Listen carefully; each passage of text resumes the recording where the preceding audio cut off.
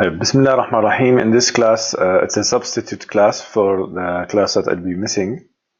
I will be covering the array list. In this class, we will be talking about new data structure called array list.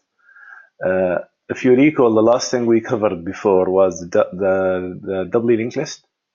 So we covered this in detail, and we have seen how we can actually program a doubly linked list. So just a quick reminder, what have we done so far, and so you know the flow and how actually we are going about this. So before we start this class, as I said in class, we have only one data structure which we know very well, which is the array. The array is a very simple data structure. To use it, you only in one line you define an array using this format or the other format, which is this format, and in this case we specify the size dynamically, for instance the same size. Now regardless of the format you're doing, whether it's this one or this one, you are defining an array of a fixed size. And as we mentioned, the issue with this is it's a fixed size. If I want to insert, for instance, 4 or 5 values, there is no problem. If I happen that I need more than 5 values, like 6 or 7 or 10, then this size will not work. And what I have to do is to create a new array, copy the old array to the new array, so I can have it work on the new size. The idea is the flexibility. The array is less flexible compared to the singly linked list and doubly linked list. In the linked list format or structure, we have seen two formats: the singly linked list and the doubly linked list. Now, the main advantage of linked list format over traditional array is I have no problem as far as the size or fixed size format. I can grow and shrink my basically number of values as I need. So if I start with no values, I can start adding, it will grow automatically. If I shrink, there is no problem. And the thing is, I reserve only what I need. So for instance, if I have 3 values, I only create a list, a space, sorry, for the 3 values only. While here, maybe I don't know the size, I have to reserve ahead of time a size that is going to be enough. So maybe I will end up reserving space that's end up unused. So according to this, we have these 2 structures we have studied. The singly doubly linked list, they came to solve the issue of the array. Of course, the list, it's not just the simplicity of the array where you have a structure defined you can directly access and assign values to. Here we have added additional functions, if you recall. Those are the ones where you could add values to the list, such as add head, add tail, delete head, delete tail, add node, search. So this is a class that allows us to manipulate a list of values in a simple fashion via the member functions that we defined in class. And just to show you, these are the functions we defined in class. Is empty, add head, add to tail, and so on.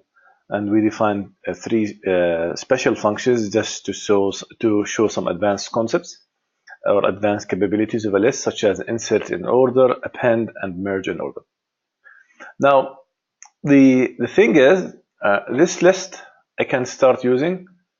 There is no problem with it.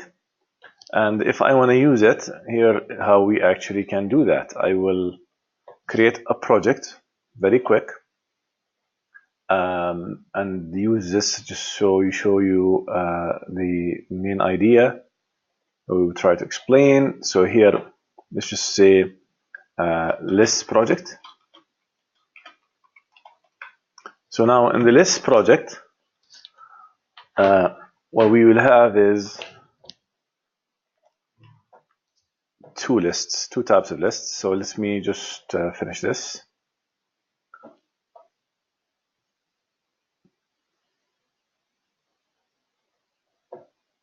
Okay, now what I will do is I will include this file in a header and create a main and just show you how to use it very quick.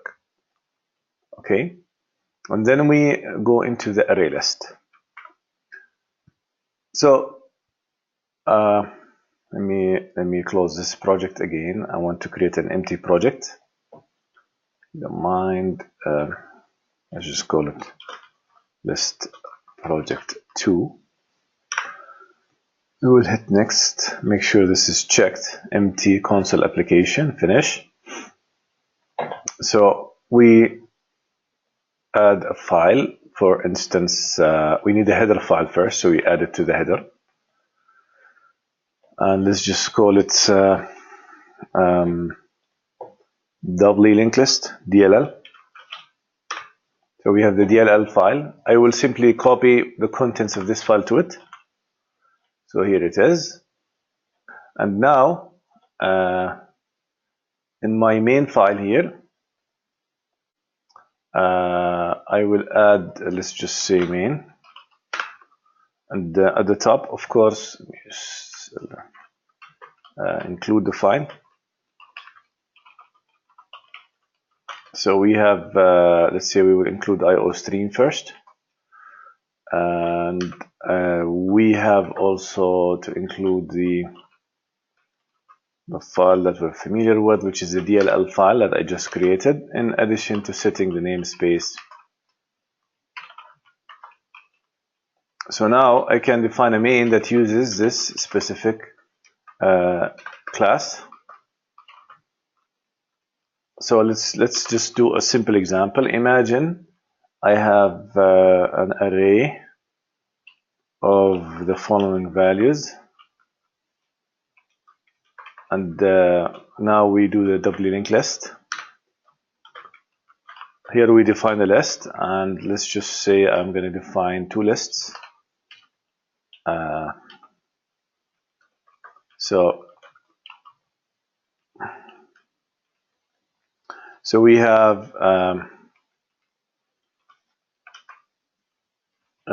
we will go through the array values and add them to the list. So let me add the first sorry for that, just quickly. No, let's just do this. Find 2 different arrays and have different values. So now here we have added the first array to the first list and the second array to the second list. And the second array has how many values? Has 7. And here it is. Okay. So now this is how we use lists. As you could see, in the main program, I can have access to the public member functions. Add head, add tail, delete head, delete tail, append, clear, insert in order, is empty, and so on. Okay, so now when I created the list, I didn't specify a size, and I can add to it as much as I want. I can delete from it. It will reserve exactly based on my need. Okay, now today we will be studying a new structure that is almost similar to what we have seen in the linked list structure, which is called ArrayList. Now the ArrayList, if you look at it functions wise, it is pretty much identical to the doubly linked list. If you look at the list of functions, pretty much identical. Is empty, add to head, add tail, delete head, delete tail, and so on. We have the isFull added. We will talk about it just shortly what it is. We have different member functions though, as you can see, sorry, different member variables. If you recall, here we have head and tail of node pointers, while here in the array list we will have something else that we will explain shortly. My point here is the array list is the same as doubly linked list, same as singly linked list. As far as functionality, it allows me to create a list And this list is manipulated using the same types of functions: add head, add tail, delete head, delete tail, and so on. The difference is the internal structure. And its internal structure is completely different than singly and doubly linked list, and has some advantages over singly and doubly, and has some disadvantages too. So that's first thing we will discuss before getting into the implementation details of the array list. So let's go and take a look at the array list concepts wise. Let's just see what it is that makes it different. Now, so let's just do this. First, take a look at what array list structure wise, so we know the difference. When we talk about array list, what we have is we have a member variable called data that points to an array. Now, this array will be of a specific size that you define at the construction time of the list. So for instance, in this example, I have the size of it, or we call it the capacity, equal 6. So this will be 0, 1, 2, up to 5, as we know. So we have a member variable that's of type T, okay, generic type, and called data that points to an array. And this array is of a specific size, capacity. Now, in this example, it is 6, but you define the size at the construction time. Now, the thing is, remember, this is all going to be used to build the structure which is called array list. And the array list, as we have seen, will have member functions such as add head, add tail, and so on. Now, the thing is, from user aspect, he doesn't know what's inside. Those details are hidden from the user of the class. He calls add head. For instance, let's say I'm saying add head 5 or add tail 10, whatever it is. Those values will be inserted into the array. Now here I don't have head and tail. I don't have pointers in the same way as linked list had it. So what we have here, we will use a different structure here. The first element will be always representing the head.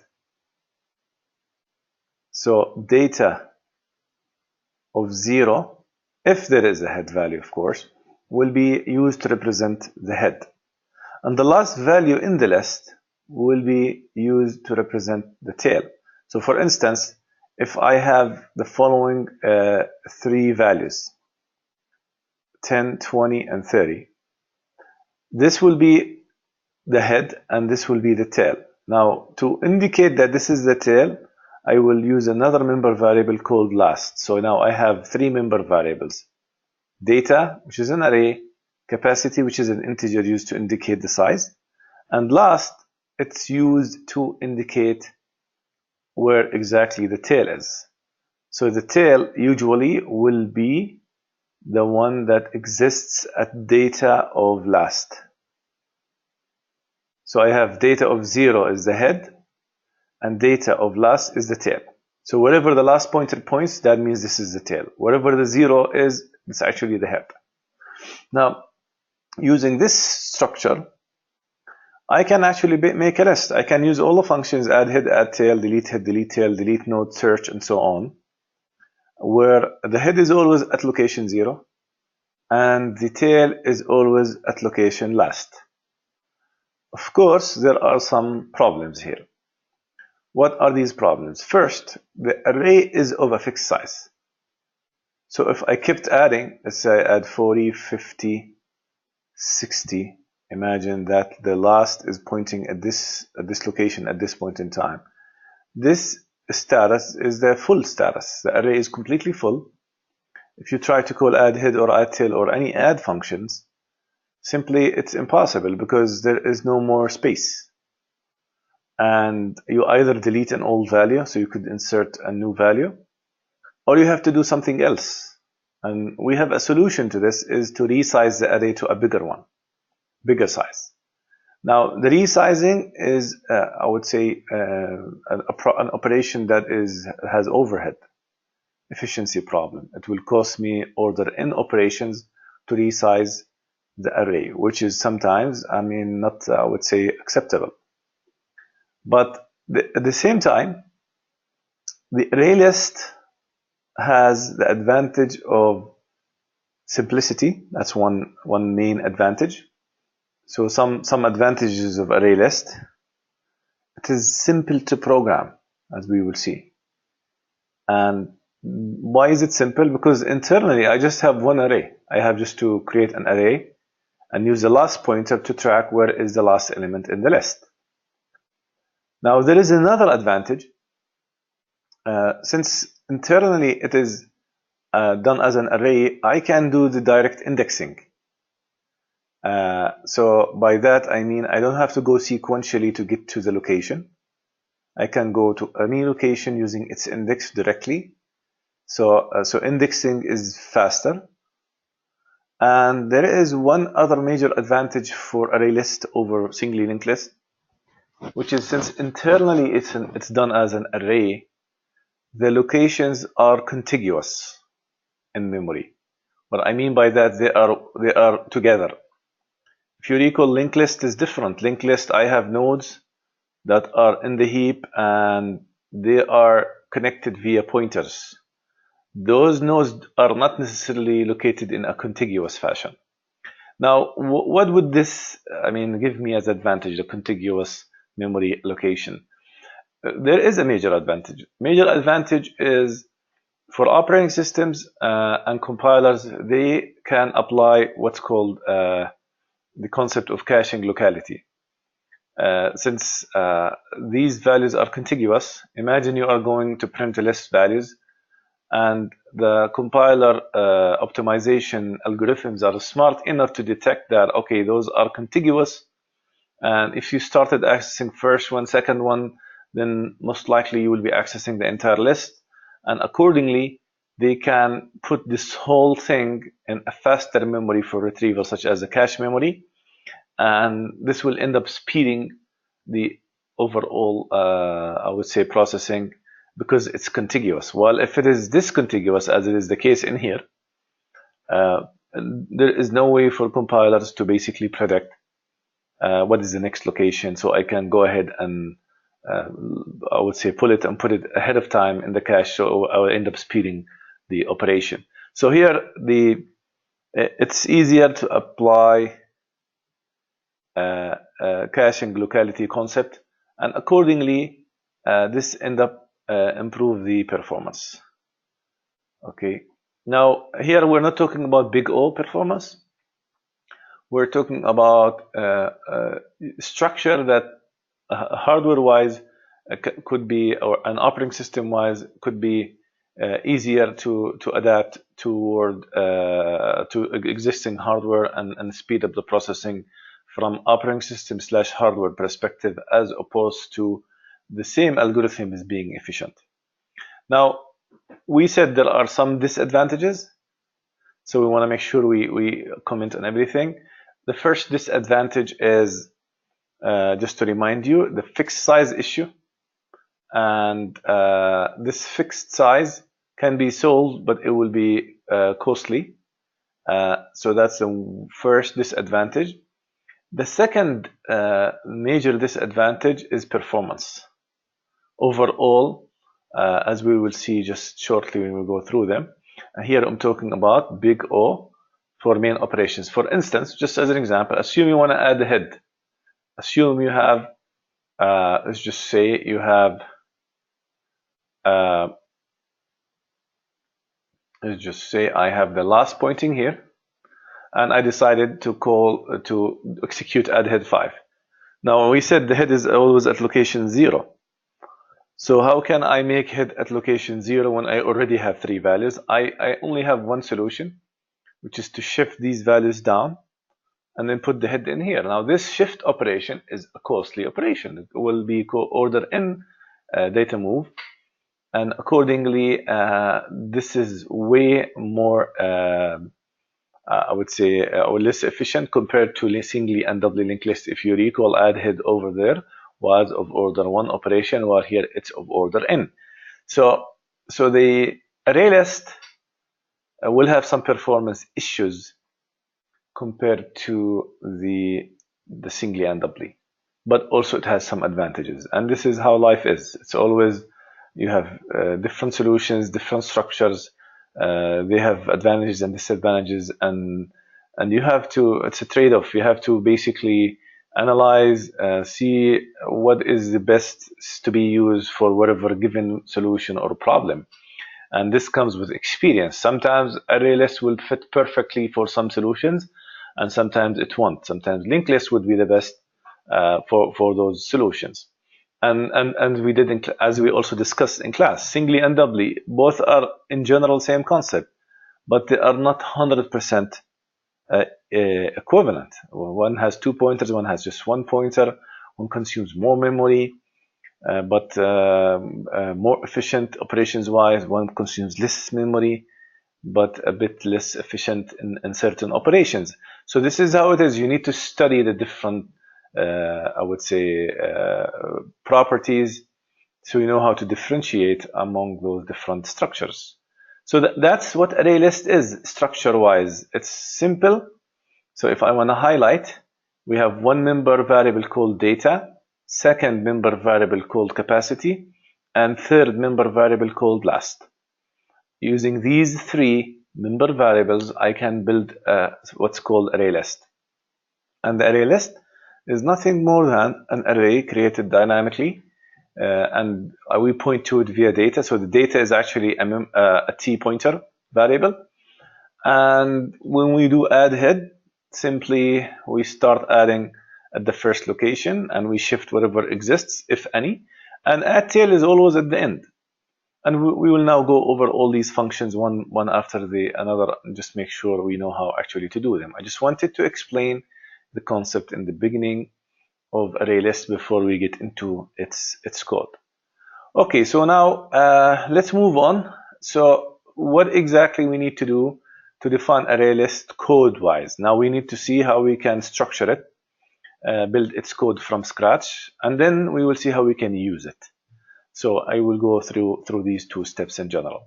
So let's take a look at the ArrayList code-wise first.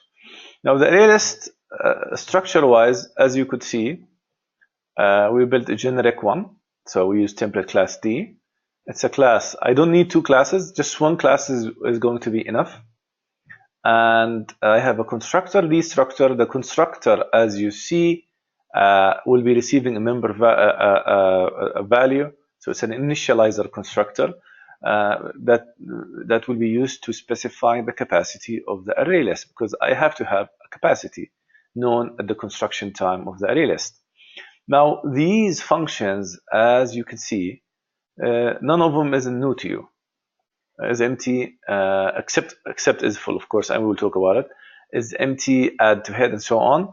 The only difference besides is full, if you look at search, in the singly and doubly, it used to be returning a Boolean value, while here it's returning an integer, because it will indicate the index of the value if it exists. So now, what I have is, as you could see, these are the member variables, the data, the capacity, and last. These are the only three member variables I need to build a list. Now let's take a look at how we can build these functions. These functions all are in here for you, available online, but I will not explain them as we do in class. I will go through each one to make sure it's clear for you. So let's start first with the constructor. Now for ArrayList constructor, for ArrayList constructor, of course, it's type T. Now, what we have is, we have this capacity that we receive. Remember, I have three member variables. Now, the logical thing to happen is I initialize my capacity to whatever cap I receive. And the other thing is I create the array. So I say data equals new, remember it's of type T, and of size cap or capacity, doesn't matter. And I need to initialize last. That's one thing I forgot to mention. To -1. When you initialize last to -1, this means it is empty. This means the array list is empty. Notice there is a difference between the number of elements in the list and the capacity of the list. Capacity is how much it can take, but the number of elements, how much actually it has elements wise. So the last, even if capacity is 1000 or 500 or whatever it is, regardless, when I start it, it's empty, and I indicate that it's empty by using last equal -1. So accordingly, what I need to do is, if I want to quickly do the isEmpty function, I think it's obvious. The isEmpty function is, let me avoid for doing the full scope just to speed up the thing. The isEmpty function is the simplest function you could have. It's just, if it's -1, it's empty. So I will say return last equals -1. If last equals -1, that means it's empty. So that's quickly how we can define the empty function. Now, a function that's equivalent to isEmpty is the isFull. Now, the isFull function, it's a function that is needed in such kind of structures, because I have fixed size. I cannot just keep inserting values. So here, the isFull structure, the intention of it, of course, I have to have the same scope, but I'm not doing it just to speed up the typing. When would I know an array is full? Let's just think of it. If I have the array and it's going from 0, 1 to capacity -1, remember? Capacity -1 is the last index. Now, in order for this list to be full, the array has to be full. I have to have values in each one of these locations. Now, what would tell me that this is full? When the last is pointing at the last location here. Because this is always ahead and this is always last. If all elements are used, that means last is in the last location, which is capacity -1. So I can easily specify by saying if last equals capacity -1, that means it's full. Otherwise, it's not. So I would just say return last equals capacity -1. Okay, so last equals capacity -1. If this happens, that means it's full, as I will be basically adding values to this list. If it happens that last reaches the last element, that means the list is full. You no longer can add values to it. So isFull should return true in this case. Otherwise, it should return false. Now, so those are the first few functions. Of course, I'm just going through these so you know that these functions, we will see that they are in general very simple compared to the singly and doubly linked list. So let's continue our discussion, and next I want to talk about the destructor. Of course, the destructor is very simple because I have a dynamically created array. All what I have to do is to simply delete it.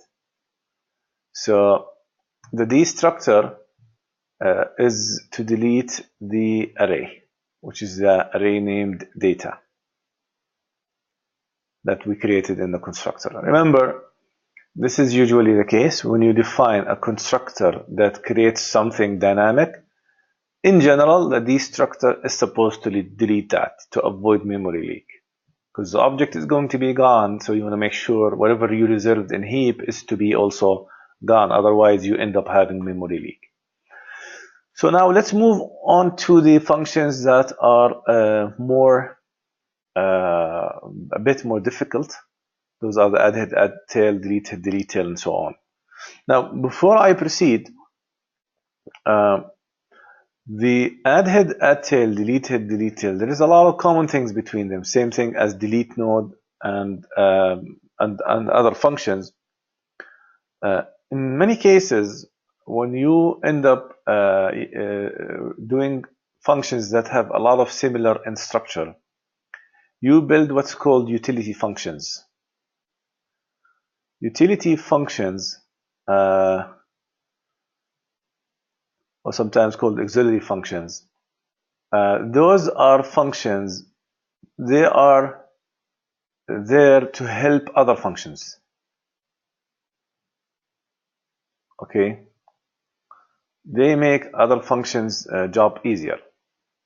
So we will see that we will need to do a lot of shift up and shift down as we go along the structure of this list. Shift up will be needed if we are deleting, and shift down will be needed if we are inserting. Now, because of that, we will go ahead and write two functions. Their main purpose is to just do the operation of shifting up and shifting down. And then we will end up using these functions in different locations.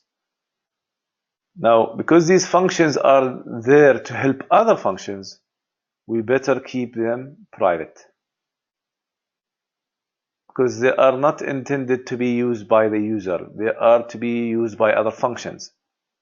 The user of the class is supposed to be using only the functions that are dedicated to him or her, and usually those are dedicated as public functions. We call them the member functions that are in public access modifier. Now, okay, now what do we need to do? Let's just first explain what do we mean by the shift up and shift down.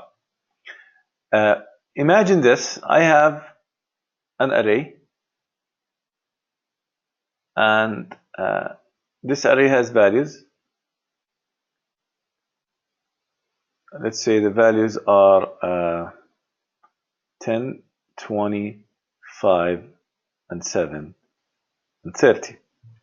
Now, we have, as you know, this is 0, 1, 2, 3, 4, and 5. So here, I will need to do shift up in many occasions. And when I do shift up function,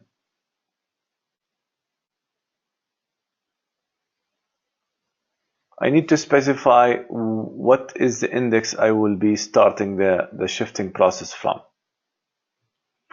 Okay, so let's just take an example. Imagine the index is I start shift up at 2. What is supposed to happen to this array if I call shift up with index 2? That means go to index 2, and from that location, shift everything up. Now remember, this is the last in my example. So the shifting up process will end up doing this. We'll take the 5 and put it, and we'll overwrite 20. We'll take the 7 and overwrite the 5. We'll take the 30 and overwrite the 7. And this location you want to think is no longer available, as last will no longer be here, it will be here. This is the shift up process. Now notice shift up process ended up deleting the value 20 that was here. That was at location 1. I shifted up from 2 to location 1. Now when I shift up, I don't shift just one value, I shift everything with it that's below it. So this array, before shifting up, this was 20, 5, 7, 30. After shifting up, it became 10, 5, 7, 30. And notice the last that was at location 4 now became at location 3. This is called the shift up operation, and it's obvious I will need it when I'm deleting. So for instance, if I want to delete the head at location 0, all what I do, I just do shift up from index 1. If you shift up from index 1, that means all the values below the head will go up. So accordingly, the head will be deleted and the last will be shifted minus minus. So the shift up is a function that I can use it in the delete head function, for instance, or if I happen to be deleting a value in the middle, for instance. So building one function to be used in two places is just I would say excellent practice in software engineering, where this is called modularity, and where you build one function usable in multiple locations. It's a beautiful modularization of your code, and this is, as I said, it's a best practice to be done, where if you see some logic repeated in so many locations, you would need to basically do this structure of modularizing your code and make it usable, reusable in that way we just mentioned. Now let's write the code for this function. Since now we understand how actually it functions. So the code for this, of course, it's a function that's void. We should have the scope, of course, of this class, which is the ArrayList scope. It's supposed to be for all of them. If I don't write it, please pay attention to that. Now, the shift up, notice how I started it. Although the purpose is to shift up, but the idea is I started my loop, if you recall, from where I started the shifting, which is the index of shifting, and I went down. My loop was going down in order to perform shift up. So the loop that you want to do is supposed to be the opposite of the intention. So here, what I do is I will make a loop that starts from index, and this loop it's supposed to go all the way to last. Okay, so I'm gonna go to index. I'll say I less than or equal last, I plus plus. Now notice what I'm doing here. I'm saying data of I minus 1 simply equals data of I. Okay, so I was copying the value from a location to the value of the location before. So the value of the location I to the location before, which is I minus 1. This will end up performing the shift up. Now remember, last with every shift up is supposed to be after the loop. I am supposed to say last minus minus, because after every shift up operation, I'm supposed to decrease the last by 1, because the shift up will end up shifting up the values from whatever index by one location up. One location up means you need to also shift the last value up, and that's how actually we do it. Now, some of you might say, how come you are not doing any validation here? What if last was minus one, for instance? What if index was, let's say, minus 20? The thing is, remember, this function is not supposed to be called by a user. It's a private function, that's one. And two, the other functions that will be calling this function, they will make sure that they are not doing any, I would say, invalid communication, an invalid, I would say, invocation for this function. Now, of course, if you add validation into here, it will not hurt, but it's not needed because I'm controlling how this function is supposed to be basically invoked. There is no user direct interaction with this function, just in case if you wonder. Now, this was the shift up. Remember, the shift up function, it's a function that I put in my private part of the class. And that's because it's not supposed to be public like the other functions. Now we talk next about shift down. Now shift down function is the same, except it's the opposite. So let's talk about this shift down function. And let me just okay.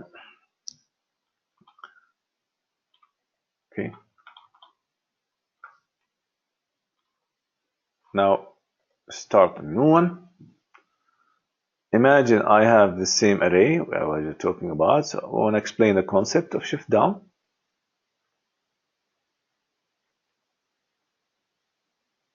Imagine we have some values in it.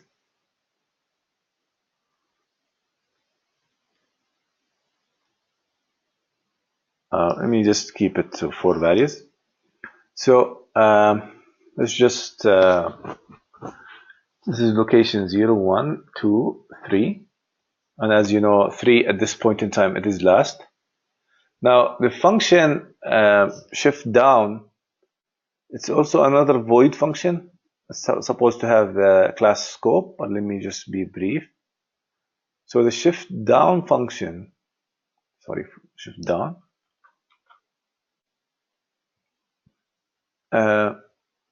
we also start from some index. Now the shift down function, imagine, let's just do this. Imagine I said shift down index 1. What is supposed to happen in here? Now shift down 1 means everything has to go down starting from index 1. Now notice the loop here, I cannot do it as shift up, because if I do the shift down, let me just pick a different color. If I do the shift down in the same way I did it for shift up starting from top, what happens is the 5 will copy the 7. Here will be 5. And the 7 will be gone. I can no longer copy the 7 to 20, which is a problem. And accordingly, it has to be done differently. The shift down, I'm intending on shifting everything down starting from this location, 1 in my example. So we do it in an opposite fashion. I start from the bottom of the list and all the way to the index I'm intending to do the shifting down to. So here, what I'll do is I'll copy the 20 to here, and then I copy the 7 over 20. There is no problem, and because the 20 is already here. And the same thing, I copy the 5 over the 7. Now notice what happened. It was 10, 5, 7, 20. With shift down index 1, it became 10, 5, 5, 7, 20. Now, this location, you might say, how come the value is still there? I didn't delete it, but usually when you are doing shift down from a specific index, that means this location, you're planning to do something with it. So you want to think of this location as if it's empty. You will end up putting some value here, depending on what you plan to do. Now, the beautiful thing about shift down function, it can be used in many locations. For instance, if I want to add a value at the head location, I will do shift down 0. Shift down 0 will shift everything starting from location 0. So that's the shift down concept. Let's give it a specific index. I will shift everything down starting from this location. So now going back to the code in the same way, it's supposed to be simple. So let's do that. So here I will do my loop. Now notice I'm shifting down, so my loop will be going up. So I will make a loop. This loop will be going from integer I from last. I will be less than, it will be the opposite. I greater than or equal index I minus minus.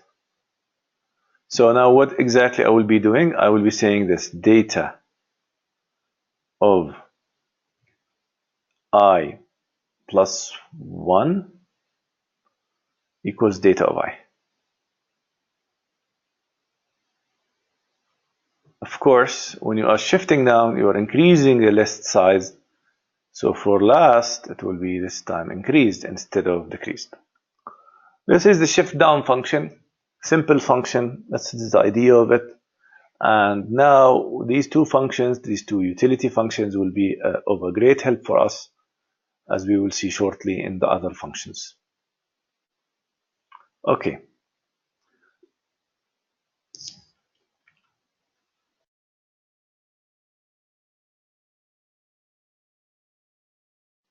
So now since we established these two important functions, we can now go ahead and start doing the rest of the functions. You will see it will become really very simple. All the functions you see in front of you will be very much straightforward. I don't need to do a lot of work because I already established the basic, I would say, the building element that will help a lot, which is shift down and shift up. So all of them will be simple. Let's start see what I mean by that. Let's go and do the add head. So now for the add head function, which is the first function, what we have is this. Now the add head function, it's a void function, ArrayList. All of them are supposed to be ArrayList. So add head or add to head does not matter, and it receives some value to be inserted. Now, how does this function work? It is really very simple, with the existence, of course, of the shift functions. Now, the head, we know it exists at location 0. Now, the thing is, to add a value at the head, all what I have to do is just to make shift down starting from location 0, then add the value at that specific location. So this list currently, for instance, imagine, let's just put the value in a clear format for you. Let's say this is 10, 20, and 30, and this is last. Okay, so now this is like you are having a list that has 10, 20, 30. If I do add head, let's say 7, what is supposed to happen? It's supposed to be here, the 7. Now, internally, how is this going to be implemented? I'm supposed to shift everything down and put the 7 in here. So what happens is the 30 will be here, 10 will be here, 20 will be here,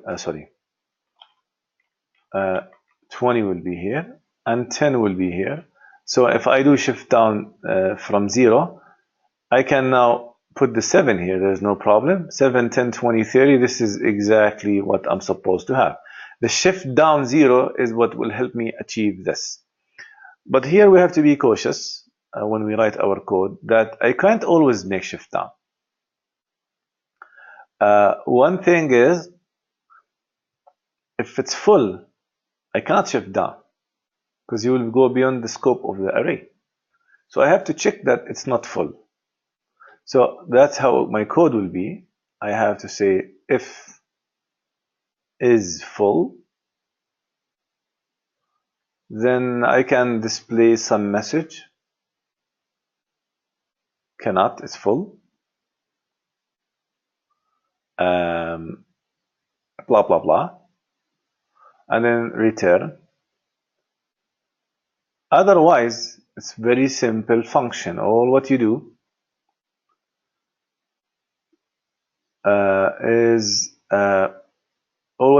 is just shift down, call the shift down function, location 0, and then say data of 0, this is where the head is supposed to be, equals the value I'm supposed to receive. This function, this way I guarantee this statement in here guarantees for me that I do not go out of scope. And now, and notice how beautiful is the function. Very simple. Just check if it's full. If it's not full, great. Just shift down 0, data of 0 equal val, because this is the location where the head is supposed to be. It's as simple as that. Now, so you see how shift down function helped me. I worked on it one time and I will use it many times. Now, in a similar fashion, the delete head function is also kind of, I would say, kind of similar. Now notice this, the delete head function, what it's supposed to do, you need to do shift up, starting from location 1. Now, so here, the delete head function, let me just clean this.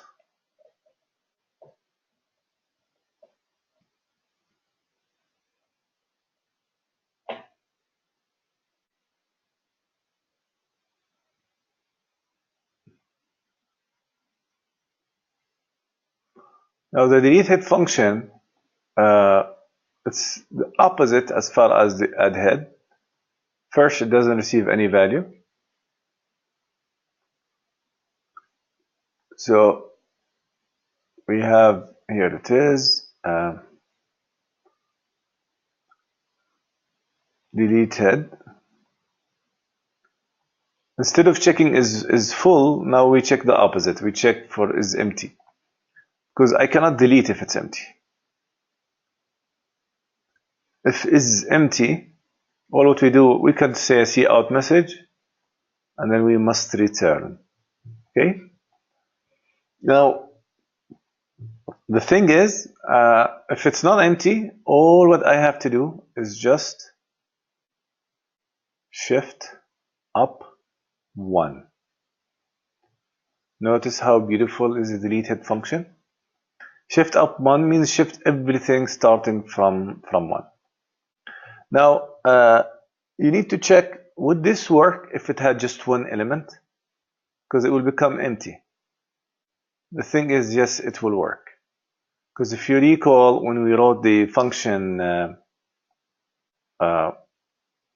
shift up, it had last minus minus. So if it was 0, it will become -1 automatically. So it will immediately start reflecting the 1. And the loop will simply do nothing, because it was just one element, and you're doing a loop from 1 to last, which was 0, and the loop will simply not do anything. So there will be no problem in case if it has one value. We always have to check for those special cases, okay?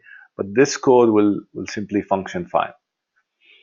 So notice shift up again, down, and shift up, how they made my delete head and add head functions very simple. Now, if we look at the other functions that are the add head and add tail and delete tail, they are a bit different, but let's just see how different they are. So let's start something new. So now we want to look at the add head function, add tail. Same thing, it's an ArrayList function, so it's a member function of the class. So here we have the add tail function now.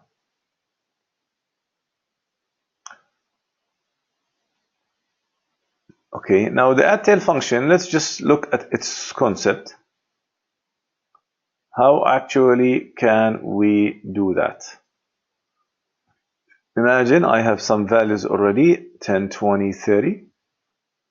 And this is where 0, 1, 2, and this is where last is.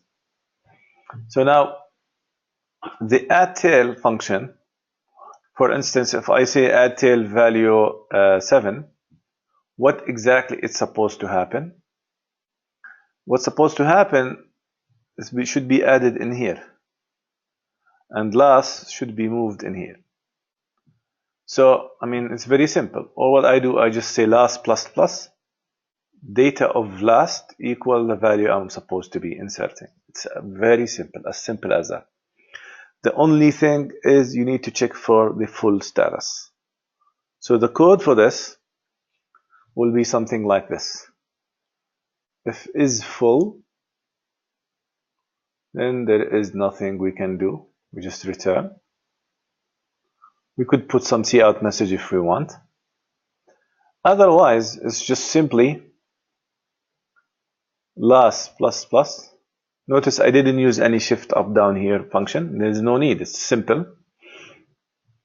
And data of the new last location equals value. Notice that I could put these two in one statement. If I put plus plus last, I don't need this line at all. But notice how simple it is at tail. I'm working on just on one end. I'm working just on one end. By the way, I forgot to mention this, but it's good to mention it now. The big O for this function is order 1. Before I forget, for the add head and add and delete head, both worst case were order n. These two functions were order n. So that's a problem with ArrayList compared to singly and doubly linked list. These two functions were order 1 in singly and doubly, while here they are order n. Now, if you recall, why would I need to have them as order n? Why are they considered order n? Because there were shift operations. And shift operations, worst case scenario, I have to shift all contents on the array, and accordingly it will be order n. While the add tail is not the case. This is just plus data of last, so I have only few operations that are constant in number, and accordingly it will be an order 1 operation. Now I can imagine that now you can see that how simple delete head is. If add head was all last plus data of last equal value, then deleting the tail is going to be even simpler. Deleting the tail, just make last go one step backward. That's it. And how do I do that? I just say last minus minus. That's all what I say. So the delete tail, just move the last back one step. So I mean, if I want to clarify it, let's just imagine this. Imagine I have this list and I say delete tail. Then what is supposed to happen is this. The last should no longer be here, should be here, because you deleted the tail, which is the value 30. So all what I say is just last minus minus. Now, many of you become confused about this just from teaching this class in the past. What happened to the value 30? You need to think as if it doesn't exist. Think of it as it doesn't exist. Saying last minus minus means that the list only has 10 and 20. Even in memory this exists, but it's after last, and accordingly I can't think that it exists, because next time I'm doing add tail, it will override this value. So you need to think as if it doesn't exist. Think of it as if it is not there. So going back to the delete tail code-wise, we need to do this. We need to check first if it's not empty, and then if it's not empty, all I have to do is just the thing we just talked about, which is last minus minus. Okay, so let's just see that. So here, if is empty, I'm talking about delete tail, sorry for that. Let me just fix it. So we are talking about delete tail function.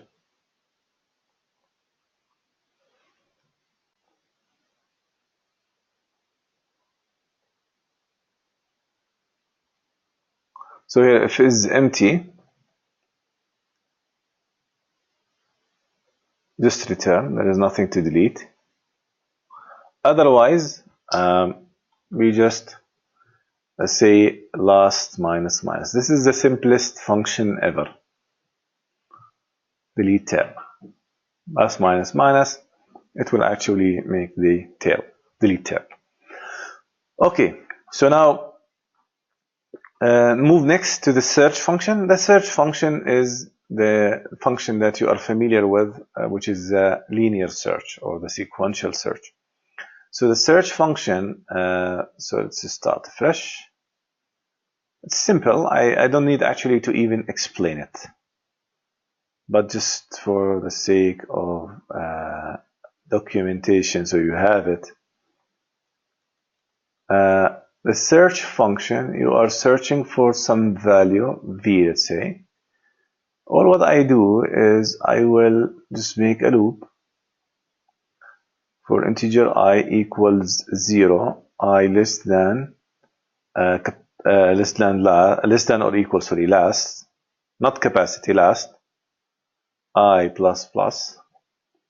If the data of I equals the value I'm supposed to be finding, just return I, return its location. If the loop ends without finding the location, I'm supposed to return -1. So this is something we have seen in the linear search. This is doing linear search. Now notice this beautiful thing about ArrayList. If this was sorted, you can apply binary search. So that's an advantage of ArrayList over singly and doubly linked lists. Because over there you cannot apply binary search. You have no index. So that is just a comment on the side. Okay, so that's the search. Very simple to basically to be done. Now the delete node function. So the delete node function is a function that deletes a node if it exists. Now, so this is a delete node. Now here we are not going to call it delete node. We will call it delete because there are no nodes. Okay, and it will receive value v. Now this function, let's look at it concept-wise. How did we do it, and how actually we're gonna do it in the ArrayList case. Okay, so now the delete function, if you recall, the one we did in class for singly and doubly, will assume there is no repetition in values, and if the value exists, it will delete it. If you wanna cover the repetition case, then you have to adjust this code. Okay, now imagine I have the following values. Let's just say I have 13, 15, 10, 6 and 9. Okay, and imagine this is last, and here we go 0, 1, 2, 3 and 4. Now imagine I called delete node on value 10. How are we going to do it? Now, with the existence of the functions we explained today, it will be very simple. I search on 10. When I search on 10, it will return for me the value 2 index. So this is the index of where 10 exists. So what am I supposed to do to delete the 10? I can use shift up function from the index that's step after. So this is the index returned. If I do shift up index +1, in this case, starting from index 3, it will shift up. That means the value 10 will be gone, which is what I want to do. This is the basic logic. Notice how simple it is. Use search and feed the result of the index to the shift up function. 2 functions and you're done. Very simple. 2 functions and you are simply done. Now, we need to make sure it covers all cases.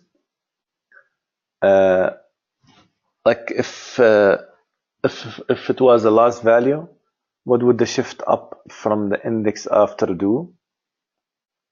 You need to make sure that you cover the head and delete and tail cases appropriately.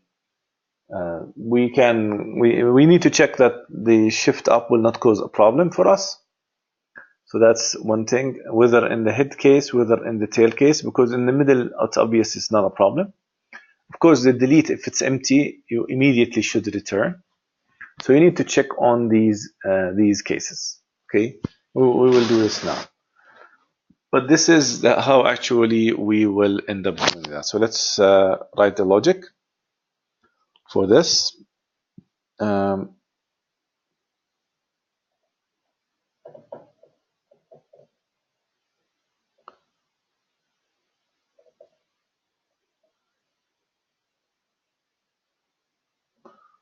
We can, write this this way.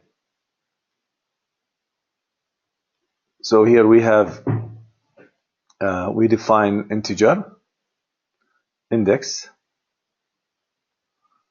and we say first, if we could do that, I mean, we could use index equals search v. Now remember, this might return -1. If index equals -1, means it does not exist. So since it's Boolean, we simply return false. Otherwise, if it exists, we just need to do shift up from the step after shift up, index +1, index +1, and that's it. Now let's make sure the shift up doesn't cause an issue in case if it was the head. If it was head, it will shift up starting from index 1, so there is no problem. If it was tail, the thing is, it will make a loop, remember, from last to index. So it will make a loop from itself, last to last. We need to do the shift up +1. So in this case, it's shift up. No, it will have no problem because I'm copying from the one before. So this code should work. It should work fine. Okay, we can verify. Honestly, I don't memorize the code, so let's just look at the code, but we should be fine. Shift up, add head, add tail, delete head, delete tail, and here's the delete node. Okay, so it's the same code we just did. Shift index +1. Me just there is one thing I forgot, which is to put return true. Of course, if you were able to delete, you should return true. Otherwise, if it doesn't exist, you should return false. Okay, so that's the delete function. So if we look at our list here, we pretty much covered most of the functions. Is empty, is full, add head, add tail, delete head, delete tail, delete node, search. Now clear is the simplest function. Clear means there are no values. There is no need for me to write this. It's just simple. Set the value, the last to -1. Clear, here it is. Where is the clear function? Maybe it was written at the top. It's a very simple function. Clear, all what you have to do, just make last equals -1. Make last equals -1. Okay. Now the very last function we need to talk about is insert in order. So let's talk about this function and see how much simpler it became compared to the singly and doubly linked list. Even delete node, if you recall, delete node in singly and doubly, it was sophisticated. You have to do pointers like in the singly, 2 pointers, and put the node in the middle and all of that. Well, here is just so much simpler. Search and shift up, basically, that's it. Now, so let's go and look at the insert in order function. The insert in order works as the following. So here I'm talking about ArrayList, insert in order. Okay, we receive value v. How is this function supposed to work? This function is supposed to work as the following. Imagine we have some values. You need to assume it is already sorted. 10 and 15, for instance. Imagine I have the last here. Now imagine I'm inserting a new value. We'll talk about general case first. Let's say the value is 8. So what should happen is the 8 should be between the 7 and 10. So what's the logic we will use? It's really simple. I'm talking general case. Let's not talk about special cases. When it's empty, when less than head and greater than tail, those are special cases. I'm going through this in a fast way, by the way, because we already explained this function in singly and doubly. So I'm going to apply the same logic. That's all. Otherwise, we have to explain how did we come up with this logic. So the thing is, I will make a loop and stop at the very first location that has a value larger than me. In this case, it will be location 2. Now, what am I supposed to do from here, you think? It's simple. I just make shift down from this location. So I can make space for this new value. Shift down, what it will do to me is this. It will take the 15 down. It will take the 10 down. So now this location is available for me, so I can put my 8 value. So it's very simple. Search for the first value larger than me, and from there make a shift down.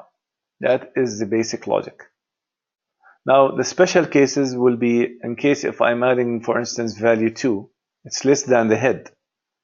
So just basically add head. And if I'm adding value, for instance, 20, it's larger than tail, then I simply add tail. Those are the special cases. In addition, if it was empty, I could call add head or add tail, just doesn't matter. So here, this is how actually it is. This is how actually it functions. Search for the first value that's larger than the value you want to add, take its index, and then make shift down from over there and add your value. So let's write the code for this. Let's just clean this and put our code. Okay, so let's start. So here, special cases first. If is empty, if the list is empty, there is nothing to worry about. We just do this, add head or tail, v, and return. I forgot to cover another special case, which is if is full. We could do it now. If is full, and just return. There's nothing you can do about it. You're adding, but it's full. Now another third special case, if the value v is less than or equal the value of the head, which exists at data of 0. In this case, I'll apply the same logic here. So I'll just say add to head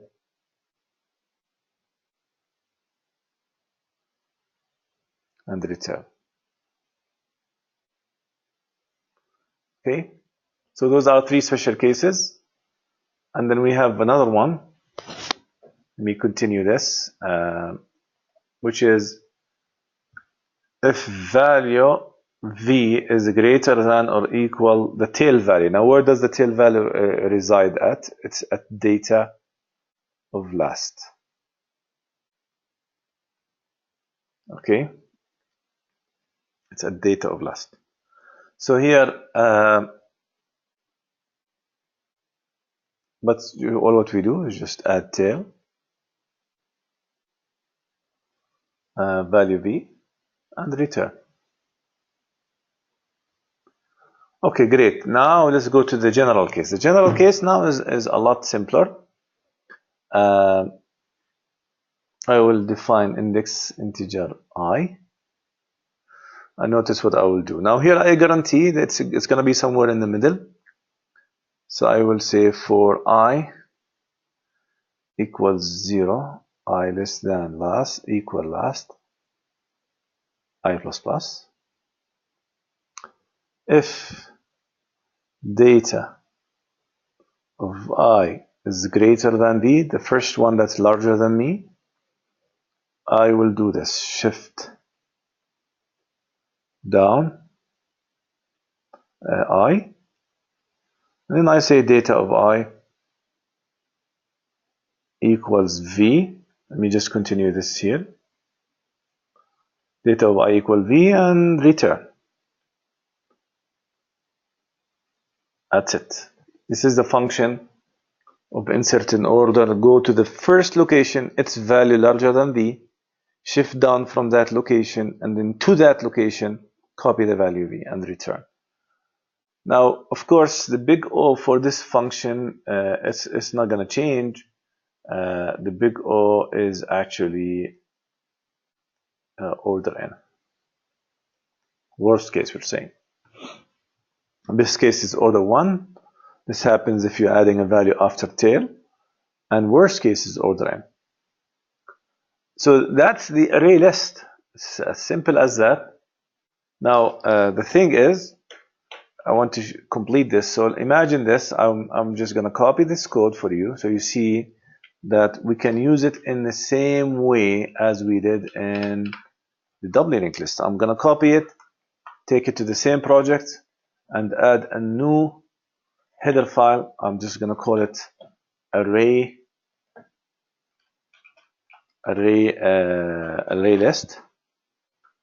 I'll copy the values here.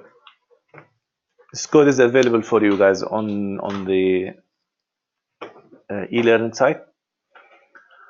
So now I can go back to my main and just change this. Instead of including the DLL, I could still keep it, but I wanna use the other one, ArrayList. Now notice this. All what I change is, instead of using DLL, I will use ArrayList. Okay, and the ArrayLists, since they are ArrayLists, you need to specify size. Like this is of size 5. This is the capacity, remember? This is size 20. And notice the rest is the same. It's a list. I can do add to head, add to tail. I can still do all the functions I'm used to. Like I could delete node if delete node 4 if it exists. Of course, it must be stored in an integer value, for instance. So that's how actually what changed is, from user side, the only thing changed is this. You have to specify size. This is the only thing that has actually changed. So that's for the array list. Now there is one function that we will discuss later, which is how can I add a new function that might be beneficial to me, which is called resize. And the resize will be done via a factor. Now let me delay this talk about this resize function to other time, and I just want to conclude the stop here because it took now more than the official class I'm substituting, official time. And in a different time, I will talk about the resize function specifically. Thank you very much, guys, and we'll talk to you later.